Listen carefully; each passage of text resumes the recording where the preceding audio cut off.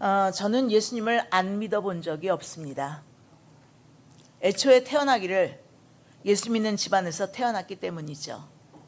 물론 교회 다닌다는 것과 예수님을 믿는다는 것이 동의어가 아닐 수도 있습니다만, 적어도 저는 내 자의식이 생긴 때로부터 예수님을 안 믿어본 적은 없었던 것 같아요.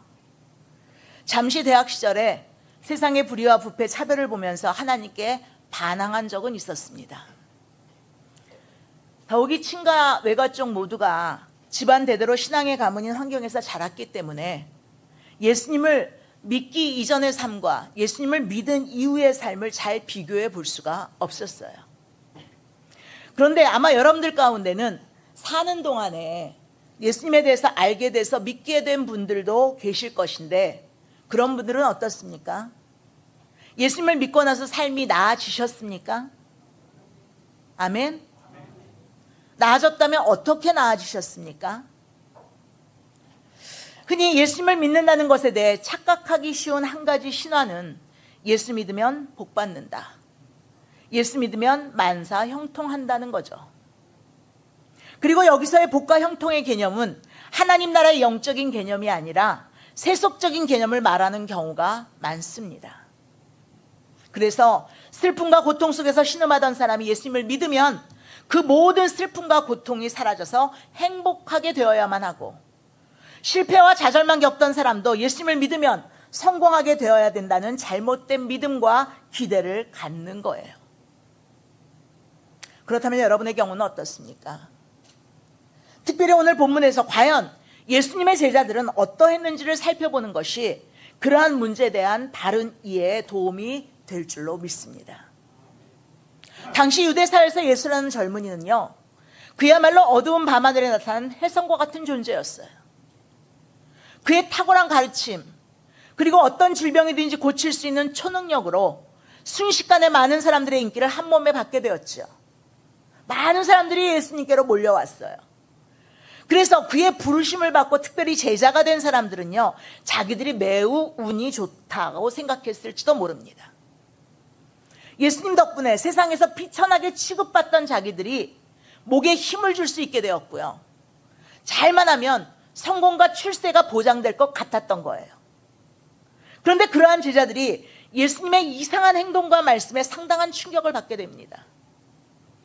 군중이 몰려드는 것을 보시고는 그곳을 떠나시겠다는 거예요. 사람들이 막 몰려들어서 인기가 막 하늘을 치솟는데, 그런데 거기에서 그 자리를 피하시겠다는 거예요. 따르는 군중들로부터 권력이 나오는 것인데, 그런데 그 따르는 군중들을 피해 떠나겠다고 하니 적잖이 실망이 되었겠죠. 게다가 예수님의 말씀은 충격적이기까지 했어요. 뭐라고 그러셨습니까? 여우도 굴이 있고 공중의 새도 거처가 있지만 예수님 자신은 머리 둘 곳이 없다, 이렇게 말씀하셨어요. 그래서 예수님과 함께 있으면 사람들로부터 존귀함을 받고 권세를 얻어서 궁궐 같은 곳에 안락함이 보장될 것 같았는데, 그게 아닐 수 있다는 불안함과 두려움이 마음 한구석에서 생겨나기 시작했던 거예요. 그런데 어찌되었든 예수님의 의대대로 이제 오늘 본문에 보니까 예수님과 제자들 일행은 많은 무리들을 뒤로 하고 그들을 피해서 많은 기적적인 사역의 성공을 뒤로 한 채 배에 오릅니다. 그리고 예수님은 얼마나 피곤하셨던지 배에서 그만 잠이 드셨죠. 여우도 굴이 있고 공중에서도 거처가 있지만 나는 머리 둘 곳이 없다라고 말씀하셨던 그 예수님의 말씀이 그대로 보여지고 있는 거예요. 머리 둘 곳이 없어 그냥 배에다가 고물에 머리를 베고 자고 있어요. 성도 여러분, 예수님을 믿으면 시련도 피해가고 고난도 되돌아갑니까? 그것은 허황된 신화인 것 같습니다. 성경은 오히려 예수님 때문에 더 많은 고난과 손해를 각오해야 한다고 말합니다. 자, 빌립보서 1장 29절 말씀이에요. 읽어보겠습니다. 그리스도를 위하여 너희에게 은혜를 주신 것은 다만 그를 믿을 뿐 아니라 또한 그를 위하여 고난도 받게 하려 하심이라. 우리에게 날마다 은혜를 주시는데 그것은 우리로 하여금 믿을 뿐만 아니라 고난도 받게 하려 합니다. 그런데 그것은 예수님 자신에게도 일어난 일이었다는 거예요. 그렇게 바쁘고 피곤한 사역을 마치고 났으니 이제 뜨거운 물로 목욕을 하고 푹신한 침대에서 단잠을 잤으면 좋겠지만, 예수님은 급히 배를 타고 호수를 건너게 되었고, 그리고 배의 딱딱한 나무 바닥에 몸을 눕히고 주무시게 되었던 거죠. 더욱이 그렇게 해서라도 피곤한 몸이 좀 쉴 수 있었으면 좋으련만 예수님께는 그것마저 허용되지 않았어요. 곧바로 사나운 파도가 배를 집어삼킬 듯이 덮쳐왔기 때문이에요. 예수님과 함께라면 있던 폭풍도 없어져야 될 텐데 오히려 전에 볼 수 없었던 크고 두려운 폭풍이 몰아쳤어요. 근데 사실 제자들 중 몇 사람은 바로 이 갈릴리 호수에서 평생을 보낸 사람들이죠. 그들의 삶의 터전이에요. 물론 이 갈릴리 호수는 갈릴리 바다라고 불리울 정도로 꽤 큰 호수입니다. 그래서 이쪽에서 저쪽 끝이 잘 안 보여요. 이 호수를 생업의 기반으로 삼고 그런데 평생을 살아온 이 사람들은 호수의 구석구석까지 아마 모두 알고 있었을 거예요.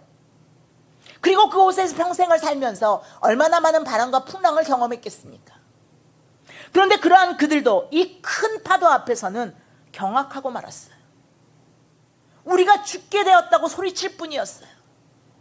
말하자면 이런 파도는 늘 있는 파도가 아니었다는 거예요. 그 당시 갈릴리 호수에, 갈릴리 바다에 늘 항상 파도도 치고 놀도 잃었겠지만, 그래서 그들이 보고 자랐던 그 경험했던 그것이 아니라 한 번도 보지 못한 큰 파도가 일고 있는 거예요. 그렇다면 도대체 왜 그렇게 기존에 보기 힘든 큰 파도까지 생겨나서 예수님을 따르는 길을 가로막는 것일까요? 이것을 보면 예수님을 믿고 더 부자가 되고 더 출세하기를 기대하며 따르는 사람들은 번지수를 잘못 찾아온 것이 되는 겁니다. 또한 종교의 기능 중 하나가 마음의 평안을 얻게 해주는 것이라고 하는데, 그래서 물론 예수 믿고 마음의 평안을 우리가 얻을 수 있지만 때로는 예수님을 믿음으로 인해서 더 많은 갈등과 고민을 하게 되는 경우도 많습니다. 그런데 이와 같이 예수님을 따르는 길에, 아니 예수님과 동행하는 길에 전에 없던 폭풍까지 일어나 제자들을 죽을 만큼 괴롭히는데 정작 예수님은 그 난리통에도 주무시고 계시는 거예요. 어쩌면 이 장면이야말로 우리 인생의 한 단면을 상징적으로 표현한 것이 아니겠습니까? 우리는 살아가면서 정말 이제 죽을 것 같은데, 죽을 것 같은 어려움과 괴로운 일을 만나는데, 그래서 그럴 때마다 주님을 향해 부르시는데 때로 주님은 침묵하세요. 당장 내가 당하는 괴로움을 해결해 주지 않아요. 그래서 다윗도 시편 44편 23절에서 이렇게 부르시는 것을 볼 수가 있잖아요. 읽어보겠습니다. 주여 깨소서 어찌하여 주무시나이까? 일어나시고 우리를 영원히 버리지 마소서. 그만 주무시고 일어나셔서 내가 당하고 있는 괴로움과 슬픔에서 나를 좀 구원해 주시라는 거예요. 여러분도 그럴 때 있지 않습니까? 그럴 때 여러분도 그렇게 외치시죠. 주여 깨소서 어찌하여 주무시나이까? 그렇습니다. 이것은 인생의 막다른 골목과 같은 절박한 위기에서 어쩔 수 없이 나올 수밖에 없는 부르짖음이에요. 연약한 우리로서는 더 이상 어찌할 수 없는 절망 가운데 터져 나올 수밖에 없는 울부짖음이에요. 그런데 그렇게 다 죽게 되었다고 주님을 깨우며 절규하는 제자들에게 예수님이 오히려 믿음이 없다고 책망하세요. 예수님도 너무하시는 것 아닙니까? 그 큰 파도 속에서 어떻게 두려워하지 않을 수 있단 말이에요. 연약한 우리가 당장 배가 뒤집힐 것 같은데 어떻게 아무렇지 않게 있을 수 있단 말이에요. 죽을 것 같은 고통이나 위험 속에서도 아무런 동요가 없어야만 믿음이 있는 겁니까? 성도 여러분, 사실 여기서는 제자들이 큰 파도 속에서 두려워한 것이 잘못이라는 말이 아니에요. 우린 두려워할 수 있어요. 흔들릴 수 있어요. 그런데 정말 그들의 잘못은 뭐냐면 그 배에 예수님께서 함께 계시다는 걸 바로 깨닫지 못했다는 거예요. 예수님이 함께 계심에도 죽게 되었다고 계속해서 두려워만 하는 거예요. 예수님이 함께 계시는 한 그들은 끝내 죽지 않고 안전할 것인데 말입니다. 믿습니까? 그렇다면 지금 여러분의 인생의 배는 어떻습니까? 큰 폭풍과 파도에 흔들리고 있습니까? 그래서 여러분의 삶이 위태롭습니까? 아니, 지금은 그렇지 않지만 살아오면서 그랬던 적이 있지 않습니까, 여러분? 그런데 정말이지 그 가운데 가장 중요한 문제는 그 큰 폭풍과 파도가 아니라 그 인생의 배에 예수님이 함께 계시는가를 확인하는 거예요. 이에 대해 스펄전 목사님이 하신 유명한 말이 있어요. 하나님께서는 자녀들을 불 속에 던지실 때 반드시 당신도 그 불 속에 들어가 함께 걸으신다. 우리는 이 장면을 어디서 보죠? 구약의 다니엘에게서 보잖아요. 불 속에 들어갔는데 그 불 속에서 거니는 사람은 두 사람이었어. 하나님이 함께 계시다. 그렇습니다. 우리 주님께서는 우리들을 물속에 큰 풍랑 가운데 있게 하실 때도 반드시 그곳에 함께 계시는 줄로 믿습니다. 뒤집어 말하면 예수님이 함께 타고 계신 배라도 폭풍을 만난다는 거예요. 배가 뒤집힐 듯이 흔들릴 수도 있다는 거예요. 예수님을 태웠다고 해서 언제나 순풍에 돛달고 가는 것이 아니란 말이에요. 이에 예수님을 잘 믿고 교회 잘 다녀도 실패할 수 있어요. 예수님을 잘 믿어도 사업이 부도날 수 있어요. 예수님을 잘 믿어도 질병에 걸릴 수 있고요. 예수님을 잘 믿어도 남편이 속썩이고 아이들이 반항할 수 있어요.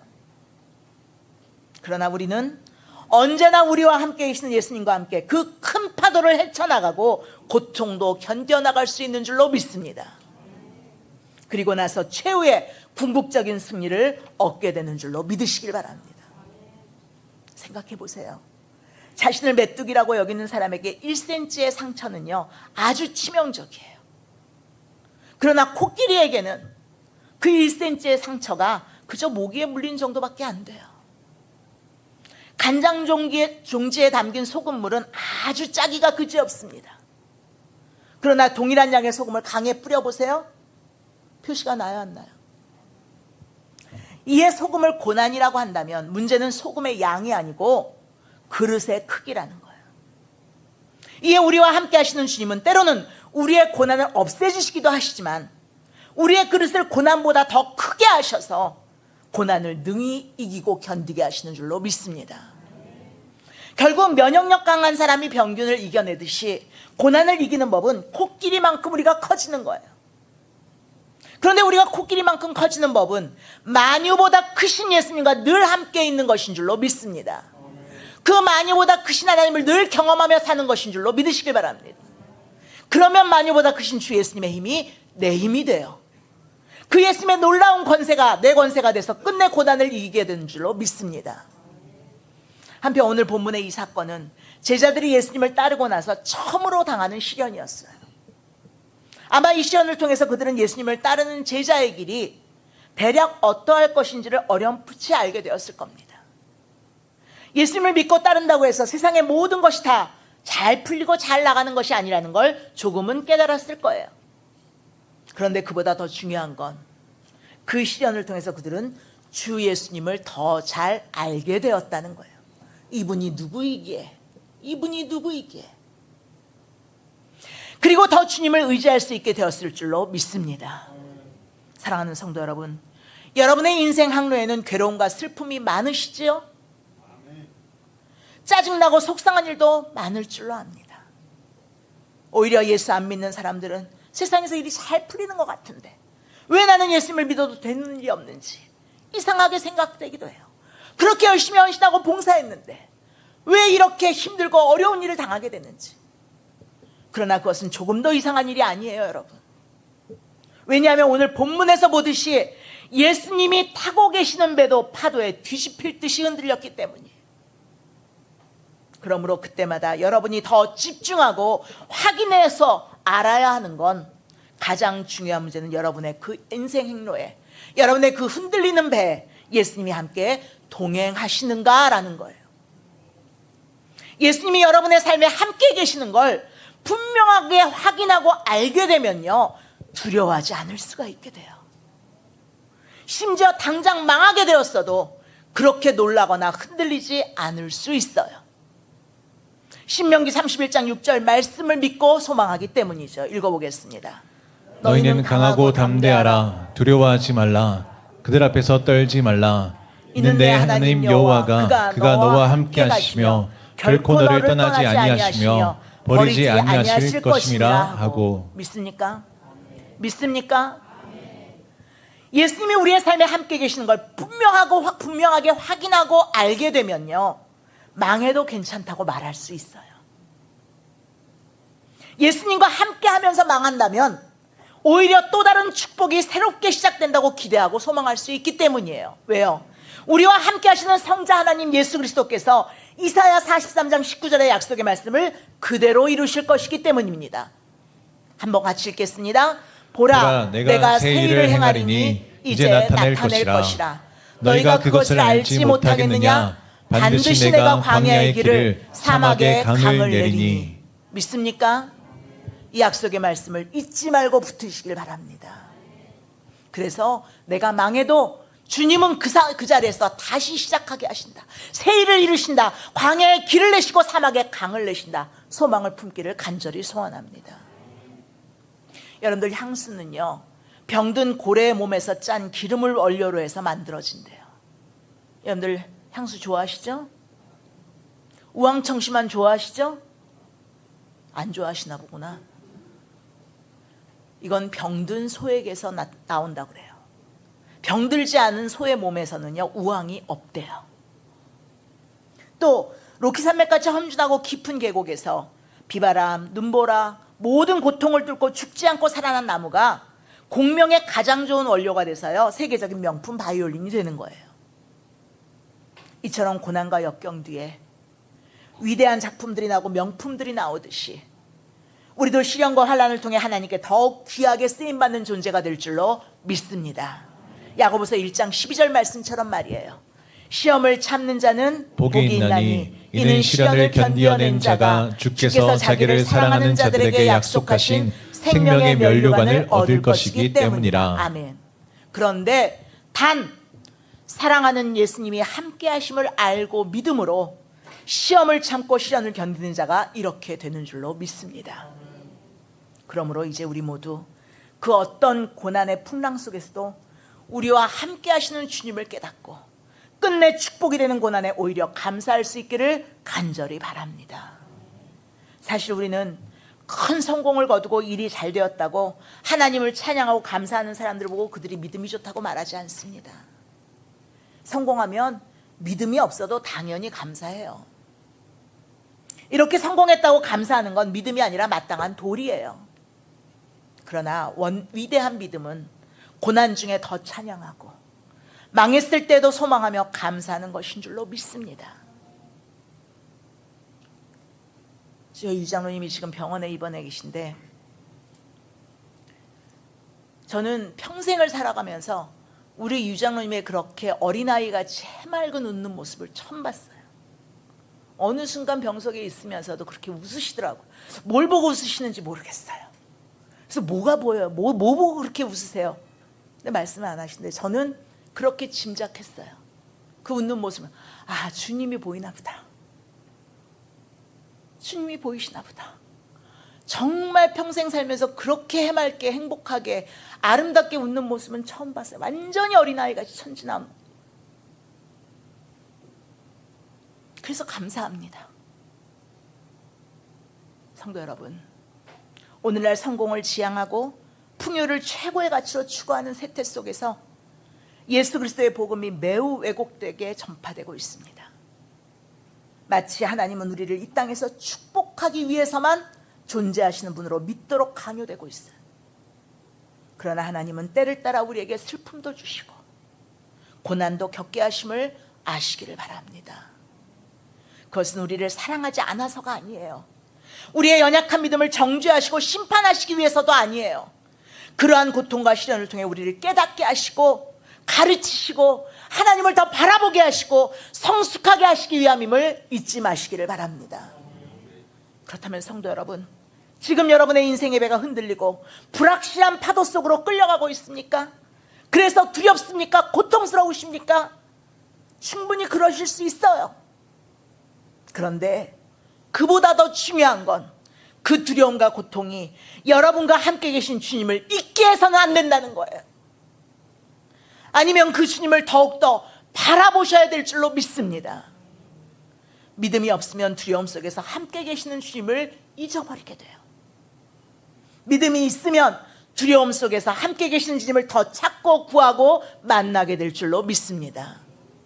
그러므로 부디 여러분에게 시련과 고통의 파도가 뒤덮여 올 때 두려움과 슬픔 속에서 여러분과 함께 계시는 주님을 결코 잊지 말고 반드시 확인하시기를 간절히 소원합니다.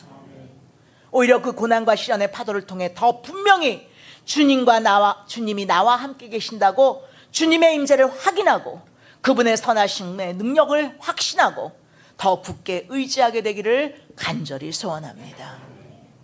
혹시 우리와 함께 하시는 주님이 잠만 주무시는 것 같을지라도, 그래서 한동안 침묵하실지라도 끝까지 떠나지 않고 함께 하시겠다고 약속하신 주님을 믿음으로 붙잡고 바라보고 부르기를 간절히 소원합니다. 그래서 끝내 나와 계시는 주님이 도우셔서 평안케 하시고 승리케 하심을 분명하게 경험하는 우리 모두가 되기를 지금도 우리와 여기에 함께 계시는 예수님의 이름으로 간절히 축원합니다. 기도하시겠습니다.